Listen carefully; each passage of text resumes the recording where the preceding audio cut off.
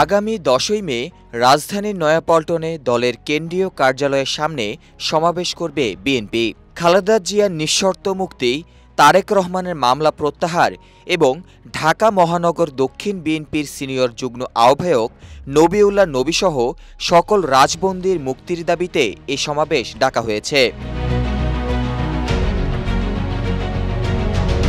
সোমবার 6 মে সন্ধ্যায় ঢাকা মহানগর দক্ষিণ বিএনপির পক্ষ থেকে গণমাধ্যমকে পাঠানো এক সংবাদ বিজ্ঞপ্তিতে এসব তথ্য জানানো হয়। ঢাকা মহানগর দক্ষিণ বিএনপি আয়োজিত এ সমাবেশে প্রধান অতিথি হিসেবে উপস্থিত থাকবেন বিএনপির স্থায়ী কমিটির সদস্য গয়েশ্বরচন্দ্র রায়, সভাপতিত্ব করবেন বিএনপি চেয়ারপারসনের উপদেষ্টা ঢাকা মহানগর দক্ষিণ বিএনপির আহ্বায়ক আব্দুস সালাম এবং সঞ্চালনায় থাকবেন সদস্য সচিব রফিকুল আলম মঞ্জু।